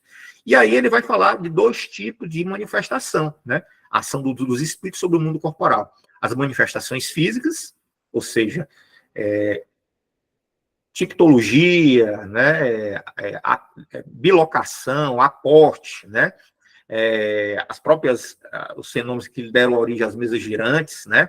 Que podem ser provocados, podem ser espontâneos, mas ele vai falar também das manifestações inteligentes, ou seja, o espírito ele se comunica com a matéria, mas ele promove na matéria algo inteligente, ou seja, o espírito se comunica com o corpo do médium, mas ele age sobre o psiquismo do médium, trazendo uma informação inteligente, seja através da voz, né? Daquilo que ele vai tratar lá na revista espírita como espiritologia, né? O que nós hoje chamamos de psicofonia, eles chamam de espiritologia direta ou espiritologia indireta, mas também aquilo que ele mais utilizou como manifestação inteligente, que foram as psicografias, onde a mente do espírito ela se torna, digamos, materializável através do conteúdo que está na escrita, né? E aí ele vai tratar sobre os tipos de psicografia. E aí, na contracapa, a gente vai ver essas duas partes do Livro dos Espíritos muito expressa aqui, ele traz a teoria do ensino do gênero das manifestações, traz os meios de comunicação com o mundo invisível, ou seja, quais são os meios que os espíritos se comunicam, fala do desenvolvimento da mediunidade, ele orienta como deve ser o desenvolvimento da mediunidade. Essa orientação sobre a mediunidade não vai estar apenas contido nesse grande tratado, tá certo? Como a gente viu, esse tratado é um guia para os médios, né? Mas também é um guia para os evocadores. Mas como guia para o médio, nós vamos encontrar essas orientações nesse livro, mas vamos encontrar também em outros livros algumas orientações, tá certo? Como, por exemplo, resumo das leis dos fenômenos espíritas, como, por exemplo, das revistas espíritas, nós vamos encontrar várias orientações, principalmente com relação aos escolhos. Os escolhos são as dificuldades que o médium passa dentro da sua vivência mediúnica. Dificuldades essas que muitas vezes está extremamente atrelado à sua condição moral, à sua falta de moralidade, né? E aí vai entrar em um outro componente, um outro elemento fundamental do nosso apoio, que é o ensinamento do Mestre Jesus presente aí, por exemplo, no livro do Evangelho segundo o Espiritismo, um livro que traz aí uma série de reflexões à luz da filosofia espírita sobre as máximas do Mestre Jesus. E aí, o desenvolvimento da mediunidade. Ele vai falar também das dificuldades e os tropeços que se podem encontrar na prática do espiritismo. Prática essa que não é apenas a prática mediúnica, mas também é a prática, inclusive, das evocações, né? Ou seja, as evocações mal feitas, as evocações por curiosidade, as evocações que não têm um fim útil no sentido da extração da informação para o bem coletivo. Então, nós vamos encontrar aqui toda uma sequência lógica de capítulos extremamente ordenados para melhor orientar o estudante espírita, o praticante da ciência experimental espírita, que é a prática mediúnica e a prática das manifestações de efeito físico e de efeito inteligente. E aqui eu vou parar por aqui e vou abrir agora para perguntas, tá certo? Para que a gente possa, e no próximo encontro eu passo desse ponto. Tá certo, professor. Pessoal, quem quiser fazer perguntas, pode colocar ali no chat, tá? Ou abrir o áudio.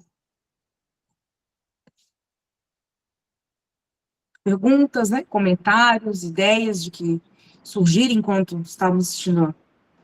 E o feedback, né? O feedback também, se foi útil, se agregou para você alguma coisa, né? Sei que vocês são estudiosos, né? Boa noite, professor Césio. Boa noite. Eu queria saber, na verdade, a respeito do trabalho dentro da academia, porque isso realmente é assim, eu não conheço, né, que não sabia. A gente sabe que existem trabalhos, mas como você está dentro da academia, é muito importante, pelo menos para mim, mas eu acho que para todo mundo, saber como isso se deu, por exemplo, na sua vida. Você não vai falar dos outros pesquisadores, mas de você. Como que foi essa sua experiência? Como é que você... Porque deve ter tido barreiras, eu não sei como é que foi, mas é uma curiosidade a esse respeito. Muito obrigada. Com certeza, né? Então, assim, o meio acadêmico é um meio ainda... desculpa eu estar assim, porque antes dessa aula, eu estava dando uma outra aula, certo? Eu estava dando aula, então eu estou no segundo tempo, tá certo? Estou no segundo tempo. Mas, assim, eu sou formado em física, né? Então, imagina aí, a física, a faculdade de física, é uma faculdade ainda muito magiada por uma cosmovisão materialista, né? Então, e essa cosmovisão materialista, ela é hegemônica, não só nas ciências naturais, né? Como a física, a matemática, a química, a biologia, a própria medicina, né? Ela ainda também é muito hegemônica dentro das ciências sociais, né? As ciências humanas e sociais. Até porque impera, no Brasil, principalmente, dentro das ciências sociais, ainda o enfoque materialista. Para ser mais objetivo, o enfoque neomarxista, né? Influenciado pelo materialismo histórico. Então, é difícil, dentro do meio acadêmico, você ter, por exemplo, dentro das linhas de pesquisa, das áreas, linhas de pesquisas que se abrem à possibilidade do estudo da espiritualidade, né? E aí, quando eu falo espiritualidade, entenda que o espiritismo está dentro desse âmbito da espiritualidade. O espiritismo não é, no meio científico, a única forma de espiritualidade, né? Tanto é que, dentro das ciências humanas e sociais, você tem a espiritualidade afro, você tem a espiritualidade indígena, tem vários tipos de espiritualidade que são estudados dentro das ciências humanas e sociais. E eu, né, mesmo sendo físico, né, por estar nessa casa espírita, que é o Grupo Espírita Paulo Estevam, que é uma das maiores casas espíritas do mundo, só para vocês terem noção, são 1.600 pessoas semanalmente estudando doutrina espírita na casa que eu faço parte. São quase 400 grupos mediúnicos, né, dessa casa, são 4 unidades, né, em Fortaleza. São 25 mil pessoas sendo atendidas anualmente pelo atendimento fraterno, ATE, não sei como é que vocês chamam, né, a evangeloterapia. Então, é uma casa de grande porte. Então, durante 35 anos eu estou dentro dessa casa. E por muito tempo, cerca de uma década, eu fui digamos, a liderança, o vice-presidente da área doutrinária. E, logicamente, a gente tem que ter desapego, né, às atribuições doutrinárias. A gente não pode achar que a coisa tem que ficar eternamente com a gente. E chegou um momento da minha vida que eu tive que sair da direção, porque eu já estava há muito tempo. E aí, como a gente tem um envolvimento muito grande com a casa espírita, a gente fica meio desnorteado. O que é que eu vou fazer agora, né? O que eu vou fazer, né? Porque quem assume a função de vice-presidente da casa, de diretoria, tem muitas... E a casa que eu faço parte é muito grande, então eu tinha muitas atribuições. E a espiritualidade, ela, de alguma forma, ela trouxe aí uma diretriz para mim aí, né? Porque eu estava viajando, né? Quando eu saio da diretoria, em 2014, 2015, eu estava indo visitar meu irmão morava em Paris, meu irmão de criação mora em Paris, e eu, geralmente, quando eu ia para Paris, eu fazia todo o percurso Kardec, eu ia para todos os cantos, visitava tudo, ia na Biblioteca Nacional da França, né? Aprendi francês para estudar as obras em francês, né? Então, aí eu ia visitar, chegou uma pessoa próxima a mim e disse assim, César, ela é professora da Federal, disse assim, César, por que você não faz um mestrado, César? Você gosta tanto de estudar, né?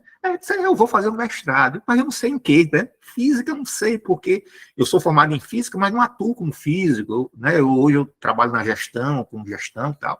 Por que você não faz em educação, né? Aí eu disse assim, interessante, a educação me interessa, né? E aí, passou, né, o tempo, eu passei quase um mês na França, aí no dia que eu voltei, no dia posterior que eu voltei, ela me liga, e ela diz assim, Sérgio, você já fez o projeto para submeter um mestrado? Eu disse, não, fiz não. Pois vamos fazer agora, né? Senta aí que eu vou... Mas é amanhã, e quando é que é a entrega do projeto? É amanhã. Eu disse, meu Deus, 8 horas da noite, como é que eu vou fazer esse projeto até... Não, vou ficar de madrugada. E aí... eu acho que eu fui inspirado pela espiritualidade, né, de alguma forma, né, porque eu pensei em pesquisar no mestrado, trabalho voluntariado, né. Como o trabalho voluntariado, ele contribui com a educação espiritual daquele trabalhador espírita que exerce. E aí eu já tinha um tema, né, e aí construí o trabalho voluntariado, o local da minha pesquisa foi o Polo Espírita Adolfo Bezerra de Menezes, que fica em Jaguaretama, na cidade de Ceará. Existia um grupo, na minha casa espírita, existia grupos de trabalhadores que iam o Polo Adolfo Bezerra fazer trabalho voluntário, e aí eu consegui fazer.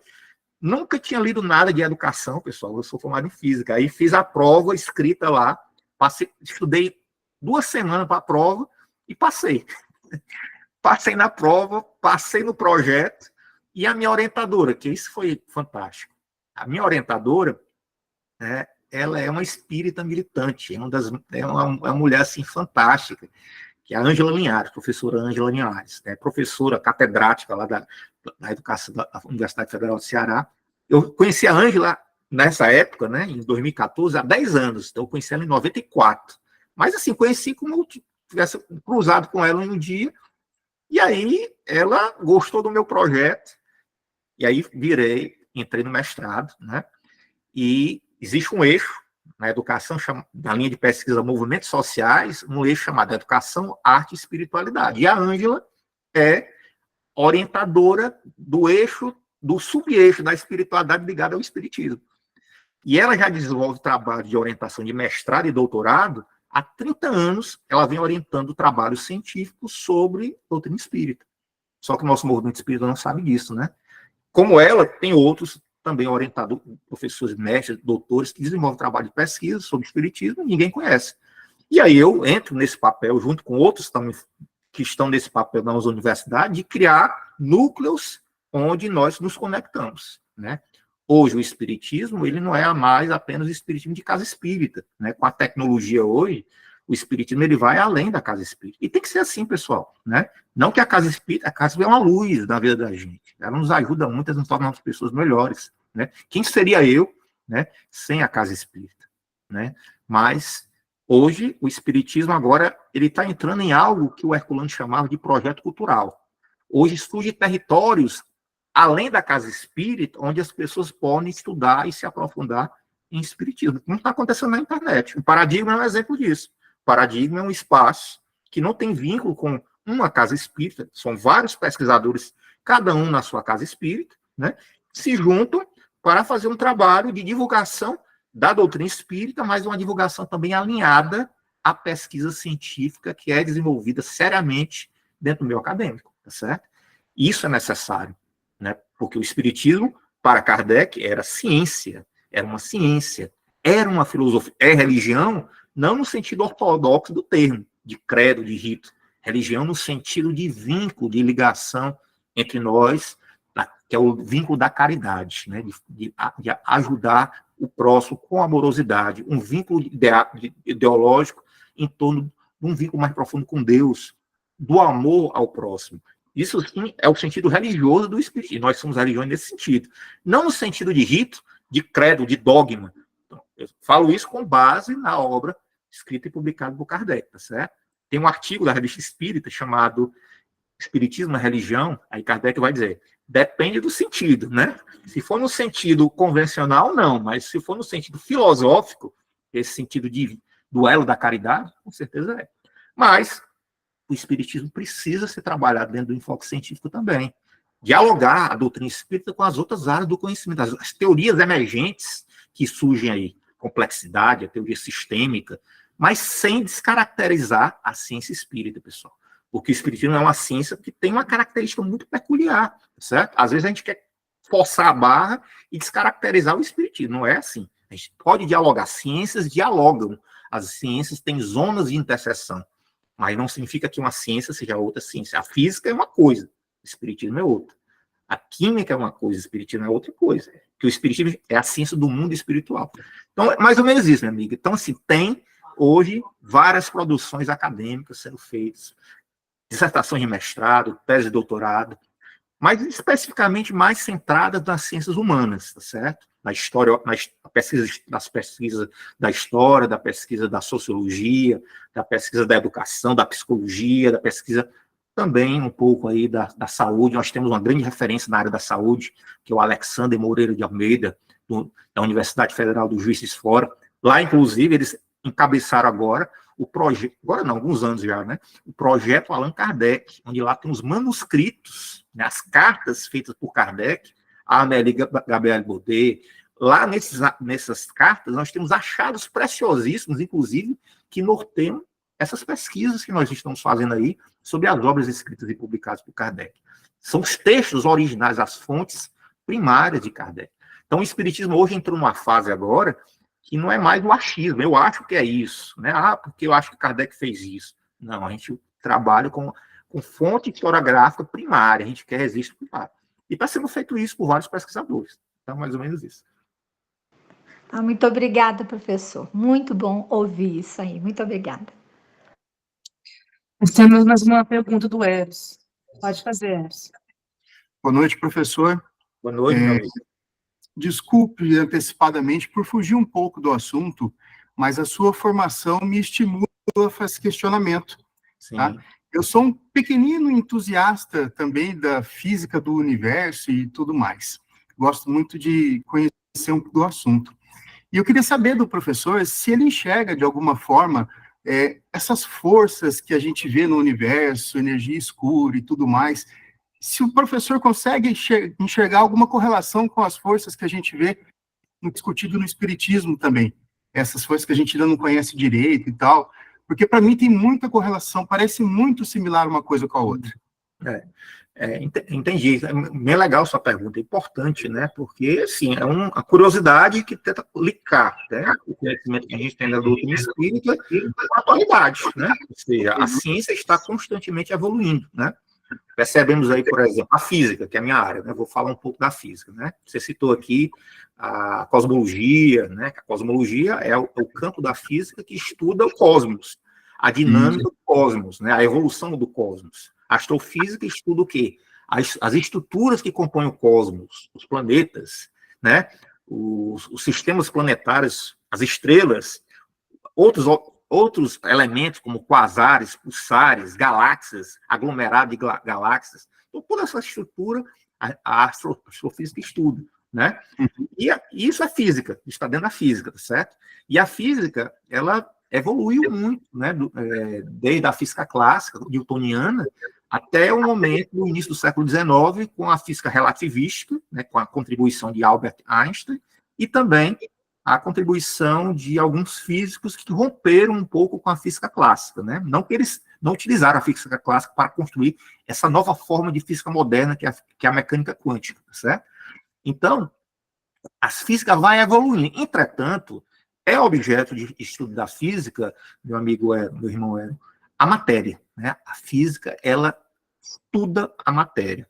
E como eu falei lá no início, a visão da grande maioria dos físicos, isso é hegemônico. Isso não significa que não tenha um físico ou outro ali, como eu, né, que tem uma visão espiritual, que antes de ser físico é espiritualista. Eu, muito antes de ser físico, eu já era espírita, né? Então, eu entrei na física exatamente com esse objetivo. Rapaz, será que eu vou fazer física?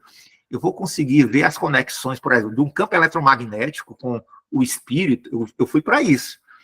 Só que foi frustrante para mim, sabe, Aero? Porque, sabe, primeiro eu encontrei um ambiente extremamente inóspito a isso, né? A visão materialista, né? Segundo, todo qualquer tipo de não explicação, né, sobre algo que dá origem, que age sobre a matéria, né, é colocada como uma interrogação e eles brincam dizendo que é uma coisa sobrenatural, mas não que não vai ser explicado. Então eles colocam o sobrenatural como uma hipótese, muitas vezes uma fraca hipótese, tá certo?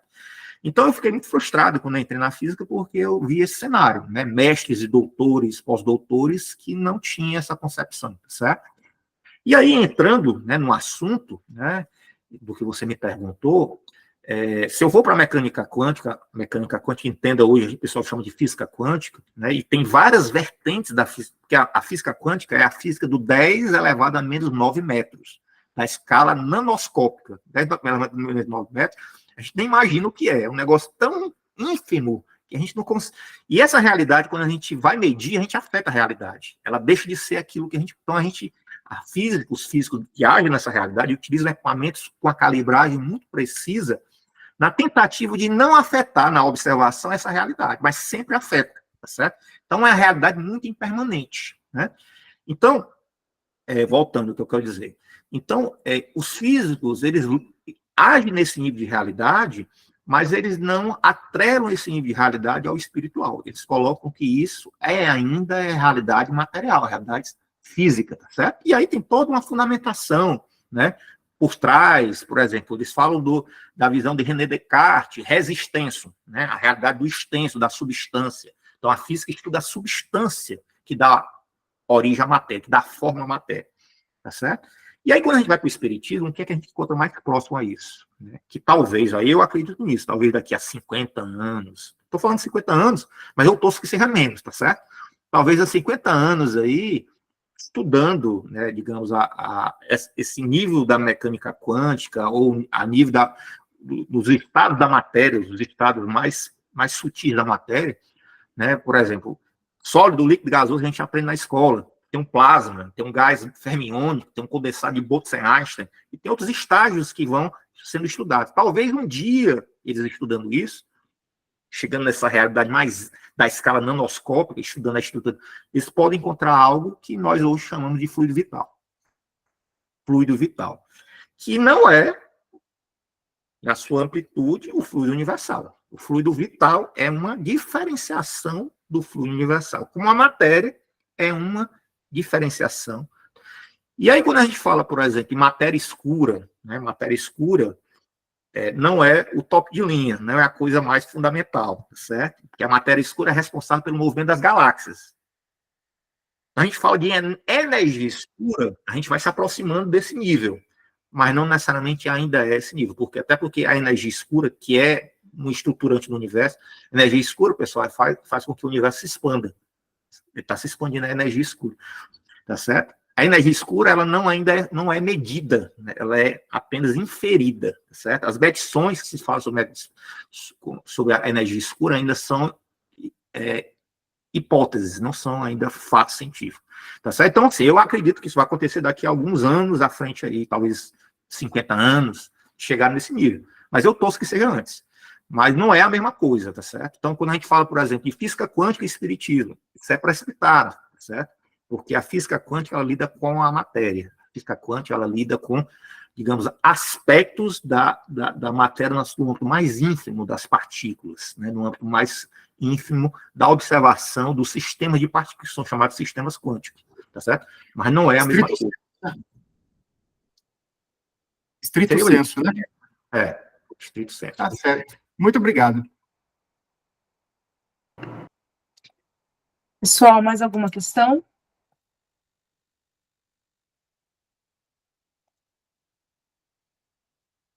Então, espero ter sido bem explicado, né? Porque o pessoal não está perguntando, mas...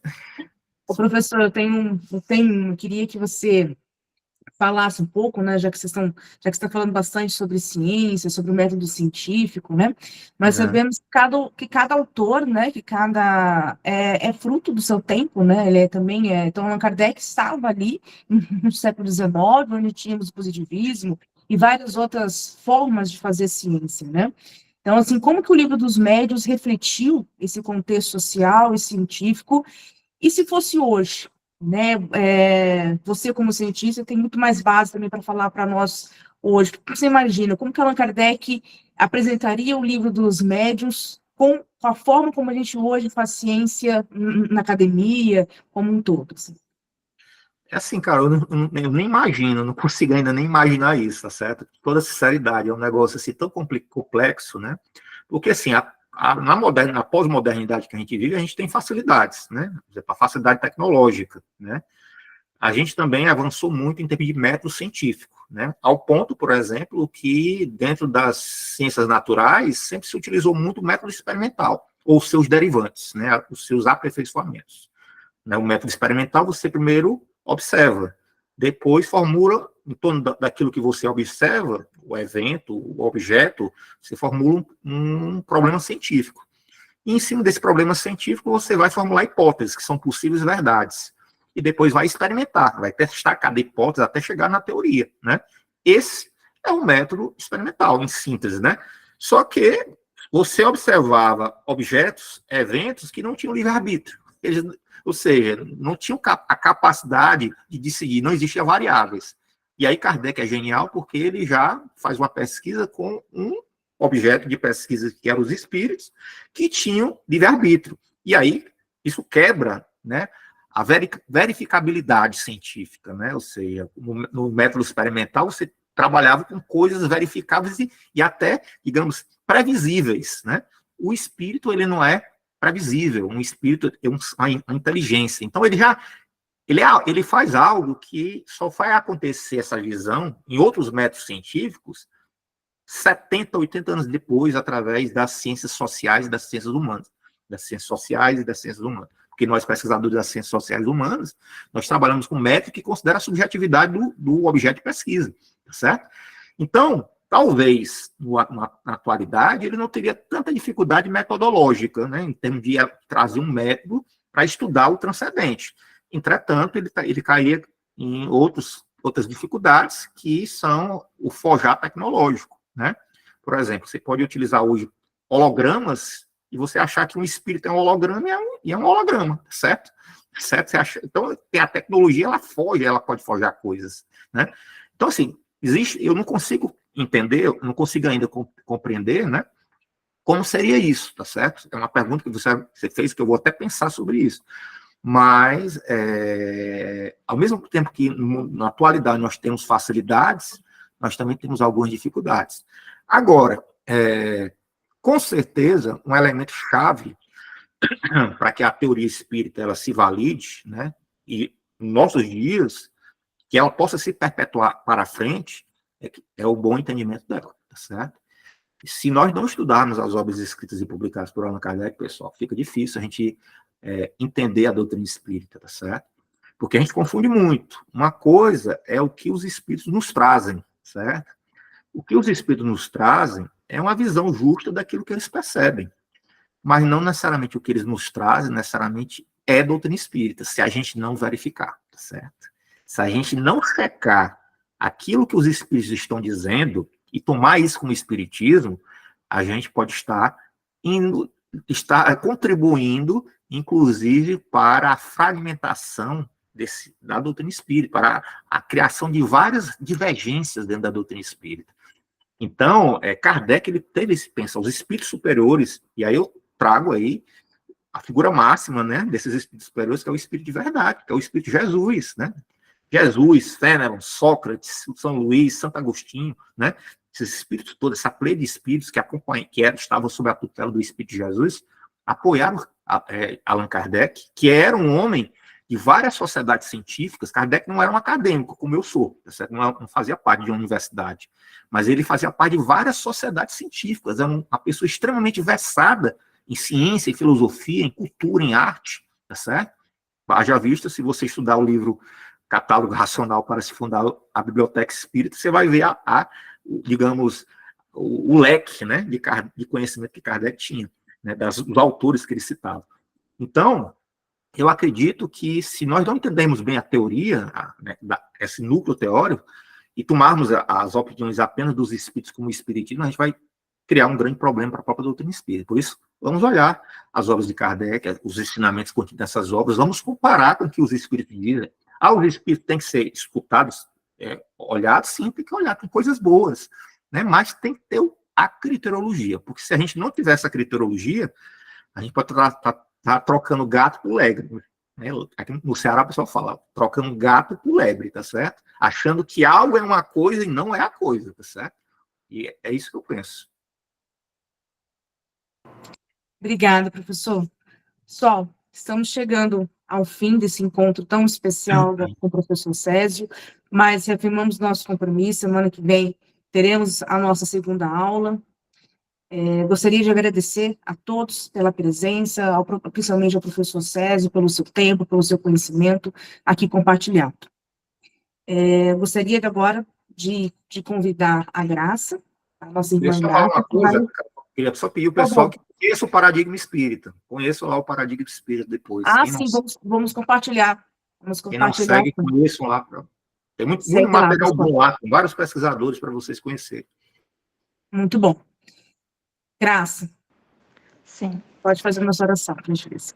Certo. Então, agora, encerrando essa primeira parte da nossa aula, agradecendo muito ao professor Césio pelo seu tempo, pela sua disposição de dividir conosco o seu conhecimento, agradecendo também, né, a nossa instrutora Ana Carolina, o Zé Roberto, que estão sempre conosco aí, dividindo também o conhecimento deles, agradecendo a Deus, nosso Pai, por essa oportunidade, mais uma, de aprendizado, de reflexão, de conhecimento que vai nos ajudando a abrir nosso pensamento e o nosso sentimento para ir buscar esse conhecimento e assim irmos nos tornando pessoas melhores, contribuindo também com as nossas casas espíritas, com a sociedade onde a gente vive. Muito obrigada, Senhor, muito obrigada, Jesus, nosso mestre querido, muito obrigada, Kardec, nosso, vamos dizer assim, aquele que fundou todo esse desejo de conhecimento pela sua curiosidade, por todo o cabedal de conhecimento que ele também já trazia, para nos trazer todo o conhecimento que hoje a gente se baseia nele para continuar aprendendo. E muito obrigada à espiritualidade, amiga, dirigente desse estudo, por essa oportunidade mais uma vez. Muito obrigada, gratidão, gratidão. Boa noite e até a próxima semana para continuarmos o estudo com o professor. Que Deus nos abençoe a todos e que assim seja. Abraço em todos vocês. Obrigado aí pela presença. Né? Obrigada. Obrigada, professora. Obrigada. De luz em cada um. Muito obrigada. Abraço para vocês. Fique com Deus. Boa noite.